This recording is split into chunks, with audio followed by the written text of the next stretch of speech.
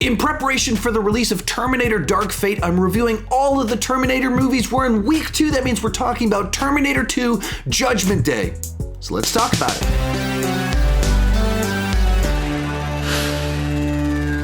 Hi, my name is Sean, and I love to talk about movies way too much. With that in mind, go ahead and join me down below in the comment section. Share your take on Terminator 2 Judgment Day. This is a spoiler review, so you can spoil away, talk about all the specifics that you want. Let's have a nice, lively discussion where I don't know how lively it can get because I'm pretty sure we all kind of love this movie. Also, just so you know, since I am reviewing all of the Terminator movies, they're right there in that playlist right there. I'm also doing this series right along with my good friends Cody Leach and Durbin of Durbania. They're putting out reviews at the exact same time, so if you want other people's takes on all of the Terminator movies, you can also find that right up there. One final disclaimer on this video: I am shooting and editing this video with less time than I normally have because I'm about to leave for Los Angeles for about 10 days, which I'm very excited about that. Potentially, maybe I'll even meet some fellow YouTubers and some of my fans out there, but I have less time to work on this video, so I'm just gonna let this be one of those passion videos where I just pour and gush all over this movie. With that said, let's get started talking about the good. And when I say the good, I probably should have said the great. And as a spoiler for this review itself, this is mostly going to be about the great for this movie. Not a whole lot of negatives with this one. James Cameron, when he made Terminator 2, without question, made one of the best sequels of all time. Made one of the movies where it's very easy to make an argument that the sequel is better than the original film, where he took the mythology that he established and he built upon it, but he didn't just rehash what he did before. It's not just the same sorts of stuff just happening a second time. He provided what you wanted as a sequel to that movie, a natural continuation of that story. He built the mythology. He expanded the scope, the skies. He had a much bigger budget than he had before. And he even shifted the genre a good bit so that it just feels like a new thing while not the thing you would have expected you wanted coming out of the first Terminator movie. The original Terminator is very much this blend of a slasher film, an action movie, and sci-fi. It's all kind of blended together in a very clever sort of way. This one, it's a lot more difficult to say that this is a horror film. It has some of the same beats, the Terminator killing people at the beginning of the movie, people being chased by an unstoppable killer. That is still true of the slasher genre, but here it comes off much more like a straight up action movie, which is the same thing that James Cameron did when he followed up Alien. With Aliens, he took that movie and it's the same stuff. It makes sense logically that this is the continuation, but he amped up the action inside of it. He did his own Aliens version of the Terminator and cranked up the action, and in a lot of ways kind of started to establish the modern blockbuster with lots of CGI inside of it, big explosions, spectacle like had never been seen before. All coming off a very modestly budgeted original film, and we haven't even really started talking about what they did specifically with it. So right off the bat, the original Terminator closed things out with essentially Sarah Connor's just gonna go have her baby who's gonna save the world, but the assumption is that Judgment Day is coming and she is preparing for that day when it's going to happen. That is her plan, and she's gonna maybe even try and stop it from blowing up factories and stuff like that. And inside of it, very cleverly, there's technology left behind, which in and of itself is kind of interesting because the time loop theories of did all of this, how did this all begin the first time? If some of it started because of the events of the first film created the loop, how does that work? Which in and of itself is fun sci-fi stuff to think about and fun time travel paradoxes. But so there was technology left behind that was from when it was smashed, and that becomes the setup for this movie, which is a really clever way to do a sequel inside of it. And once again, it changes up the ingredients by, instead of sending back T-800 to be bad guy, he's sent back to be the good guy, programmed to save John Connor. And just once again, like if Sarah Connor was this person that believes the world's gonna end, how would she be interpreted by the world? She would be interpreted as a crazy person. So she's locked up for everything that she's been trying to do. And her son wouldn't know better. Her son would just think that her mom is kind of crazy, and then was raised by a bunch of Looney Tunes that were trying to teach him how to blow things up and how to hack things. With all those pieces in place, what that set the movie up to do was have these interesting explorations of what it means to be human and humanity and the value of life and all these kind of ideas that are just soaked all throughout the film. Because at the beginning of it, we just see Terminators as killing machines, and then by the end of it, we mourn the loss of a Terminator. At the beginning of it, Sarah Connor is on a mission. She has all the energy and rage to try and stop the machines in this apocalypse from happening, but in the process, she's kind of lost her humanity. Her son comes and rescues her. They get outside, and the first thing she does is kind of start berating him for his unwise choices and things like that. And it's like she's not like seeing the person there. She doesn't have sympathy and compassion for the human there. She just has the rage and the mission. That's what she's thinking about, is him and his importance. As you go throughout the movie, you see her humanity come back to her as she starts to like see what John is doing, even as this kind of bratty kid, seeing what he's doing, the interactions he's having with the Terminator, seeing the changes inside of the Terminator itself that brings humanity out of her. You see a robot. One of the main plot lines inside of it is that he knows, by the end of it, is that he knows he's not a human, but he's starting to understand humanity properly by spending time with them. So that even this kind of weird sort of thought process inside of it from the first movie is that the robots just entirely devalued humans to the extent that we're just going to wipe them out. And then in this one, when a robot has the switch changed inside of his head to be a learning computer, and that's actually kind of a confusing plot point because there's two different versions of the plot point inside the movie as to why they're a learning computer. There's a deleted scene that's in the director's cut where they have to change a switch inside of his head. They pull the chip out, switch it, put it back in, and that's why in the second half of the movie, the Terminator starts to change quite a bit. But so he has this thing set in him so that he's learning from them, and he's actually spending time with them as he's being taught about the value of life and things like that. And you see him grow and change, which has like all sorts of ideas that's stated in, the final monologue from Sarah as we're about to go into the credits. But establishing so many interesting ideas throughout it about mankind. And all of it goes back to that setup of where Sarah was at and sending a Terminator back to be the hero. And then John Connor not just being the future savior, but even in this moment, as the bratty kid, he's the one that kind of helps people to see clearly. For me, all of this just makes for a movie that makes you feel a lot more than you would think that you would. That especially coming off the first movie, that's like this visceral, just nice, tightly wound action horror sci-fi movie.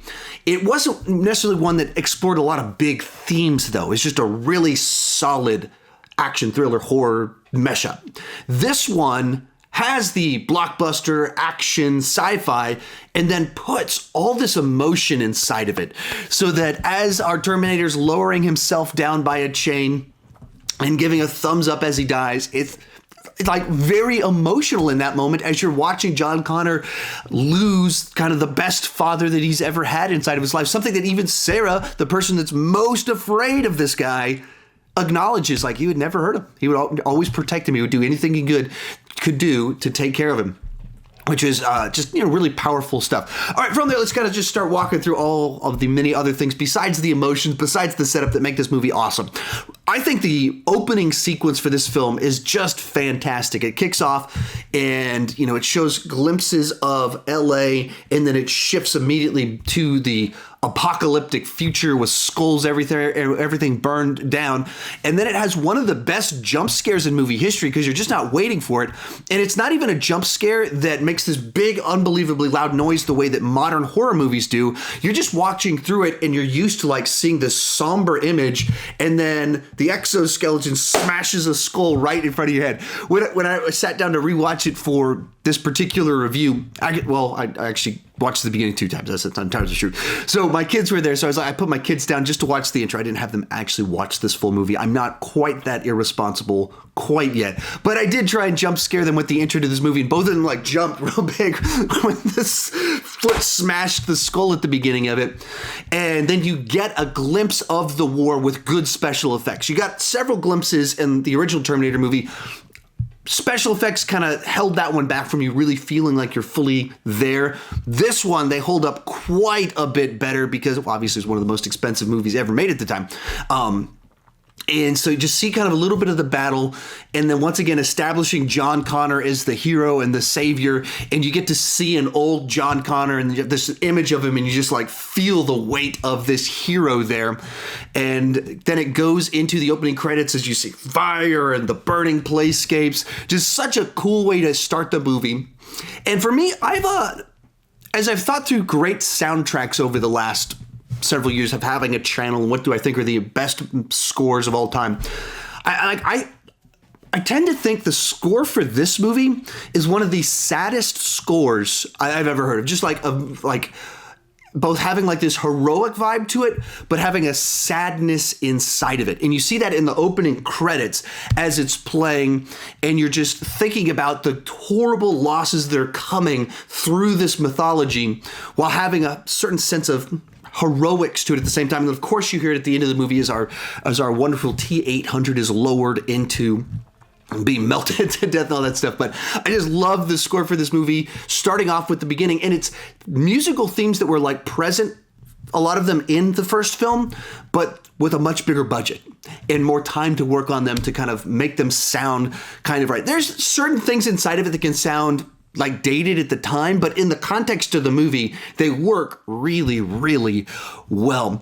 Then you go into it and our Terminators start to show up, and you get just a great introduction to our T-800 as he walks into a bar naked and starts fighting everybody off and trying to figure out what clothes he's gonna wear, and ends up on a motorcycle. Pulls out the sunglasses. I actually did watch enough for I skipped ahead a little bit to show kind of the fun the chase inside of it. And my son's like, why are all the Terminators wearing glasses? Why do they like glasses? Like, well, son, it looks cool. So of course they have to wear glasses. But just a movie that kicks off really well. Of course, this is an action film, so you got to talk about the action. And I mean, this is some peak James Cameron here for both, just he does some really cool stuff, but it's very much a film filled with practical bonkers stunts inside of it. And it's easy to watch the movie and people talk about some of the very early uses of CGI in a big mainstream blockbuster, which is all true, but it does that while still doing a bunch of really cool stuff. So you have this chase sequence in the beginning of the film. We have a truck driving through this LA little, I don't even know what they call it exactly, but John Connor's on a motorbike. You've got truck chasing after him. And the truck is driving off of cliffs and things like that, or not cliffs, off of bridges down into it, and you just see it smash and sparks fly everywhere. And then kind of the big hero moment inside of it is a guy jumps a motorcycle off of a bridge also and drives past the semi as it's about to smash into the wall, picks someone up off of a motorbike, puts him on his, and drives off. Like the whole movie's kind of filled with these very dynamic stunt sequences like that are very difficult to stage, very dangerous to do, and really cool stuff. And everything just has a certain style to it. Like of all the ways that Arnold Schwarzenegger, of all the guns that he could have inside of this movie, he has the one where he goes and flips it with his hand. So he's driving a motorcycle and going, which is just a cool looking shot inside of a movie while having a style to it that makes sense with the type of action sequences they're doing. And like things like that are the details inside of it that make everything exciting inside of the film. You know, later in the movie, you have this big car chase where they're in a little truck thing trying to escape, or excuse me, they're in the military vehicle type thing being chased by the semi truck, and then there's a helicopter, and all these different levels to this chase sequence inside of it. And there's one of the stunts in it is they have a helicopter fly underneath an overpass, which in the movie you're watching, it just happens so smooth that you don't stop to think, That is so dangerous. Like that is like that could go wrong in so many ways. One gust of wind as they do that stunt and everybody dies. And they did it inside of this film. And I've even heard interviews where they've said, oh, we would never do that today. But like this was an era where they did stuff like that. There's a stunt where the T-1000's in the semi-truck pushing onto their little truck that they're on. And then they have Arnold or his stunt double run up the truck in frame. You're just watching these vehicles traveling very quickly, and you just see them run and do it. And I've read some interviews, and I think that was Arnold that did that particular shot with the way it was done. I could be mistaken on that. But you're talking about like you would never have an actor of his caliber do that sort of thing now. And back in the day, he just did it. I could be slightly mistaken, so don't take that as 100% fact. But like just all these cool moments that if you did them now, they'd be on a green screen. They would be all the special effects. But when you're watching this movie, you're like, no, they just had a guy run from one truck onto the other and just start firing a machine gun all in one shot. One shot, the whole thing. Just making for a very exciting film. In the way it's done. And this is followed very soon by a big special effects sequence where our T-1000 gets out of the truck. He's frozen by the liquid nitrogen. They shoot him. He explodes. He melts. He comes back together. And so you have practical effects. You have visual effects. You have CGI all working together. Like that's the way a lot of us think it's best done, is when you can blend it all together. So you have the excitement of real danger, real stunts with visual effects augmenting, enhancing all of the different pieces inside of it. But like you could this is a movie that I really could go on forever just talking about what makes all the different things so interesting and exciting about it. Whether you're talking about Arnold walking up to a window with a minigun, which in and of itself is just a cool, iconic moment inside of it, but has this emotion inside of it of him growing, like, you know, going, trust me, and going and not killing anyone and causing large amounts of chaos and destruction inside of it.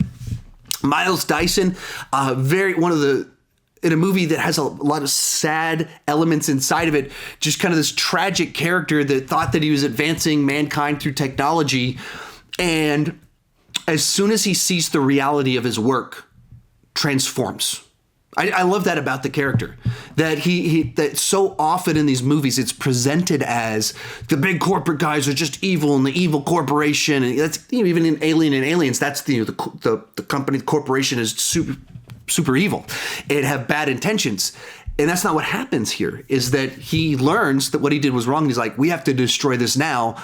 So much so that like he seems totally fine with the fact that he ends up having to sacrifice himself as he's, you know, running around in all of this. And, he ends up getting shot when the SWAT guys run in, gets left behind with the trigger, and he sets it up like he knows he's going to die. He knows he's going to get blown to pieces. He could change things up. He could be like, hey guys, I'm sorry. I couldn't do it. Couldn't go away. But like he does everything that he can to try and blow up that building while at the same time giving the SWAT guys as much time as possible to get out of there. Fun fact, the SWAT guy that runs up to him as he's kind of holding the trigger and he says to him, I don't know how long I can hold on. The guy behind the mask, that's the SWAT team guy there, is Dean Norris, Hank from Breaking Bad. And he's been in a bunch of stuff going way back.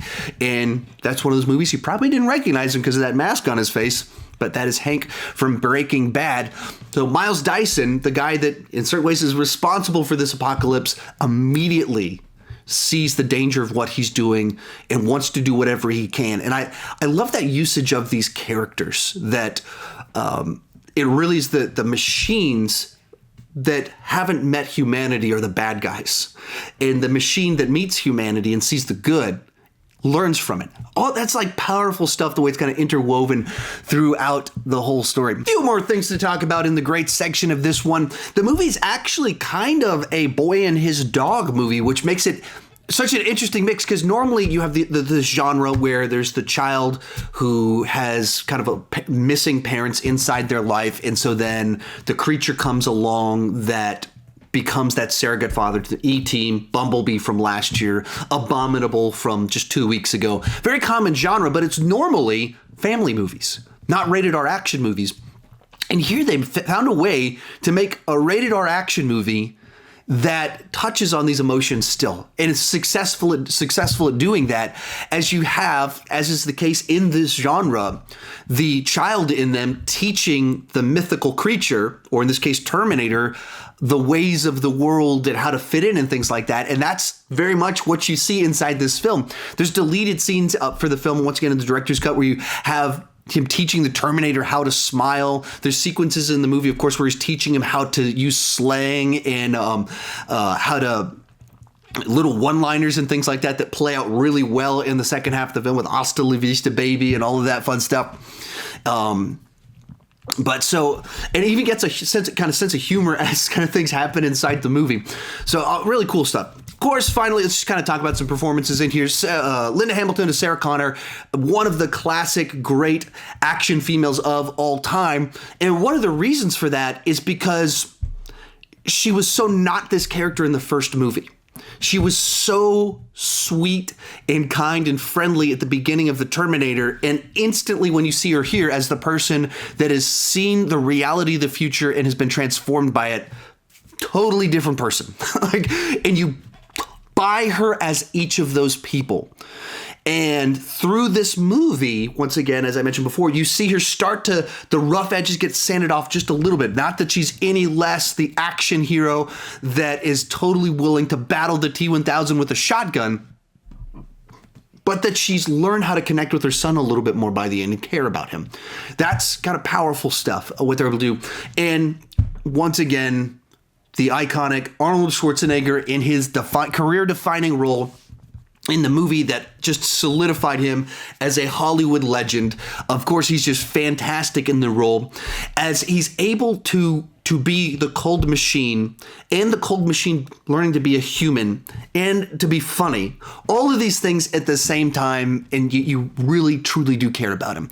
It's really incredible what they were able to do with all this film. But we can only talk about the great for so long, and then we have to start talking about the negative. First off, if you watch this movie in HD during the motorcycle chase and the little ravine thing, you can see Arnold Schwarzenegger's stunt double as well as Eddie Furlong's stunt double several times inside the sequence. And there's a couple T-1000 problems with the film. The original film establishes that only living tissue can travel through time, hence why they can't bring ray guns back. That's a clear line established inside of it.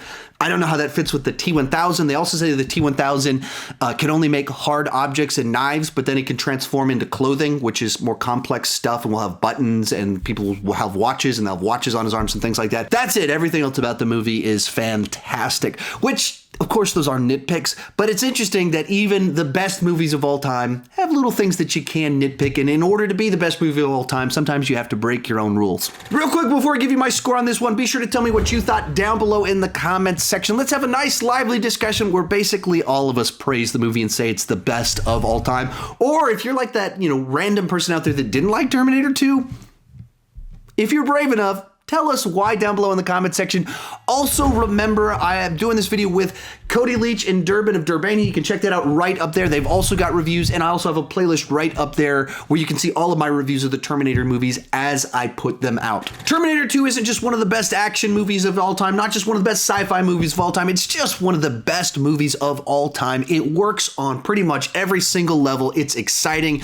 It's heartfelt. It takes a great story and mythology in the original film and takes it to the next level very successfully, without question. This is one of my favorite movies of all time, and one that I have a hard time understanding how anyone couldn't love this film. It's an A+ for me. It's a 10 out of 10 on the entertainment scale, and this is one of the best of the best. If you're a movie lover and have not seen this movie, why are you watching this video? Just go and watch Terminator 2 Judgment Day. Remember to check out all those other videos I've been mentioning wherever they are around here. Check those ones out. Thank you so much for watching, and keep talking movies too much.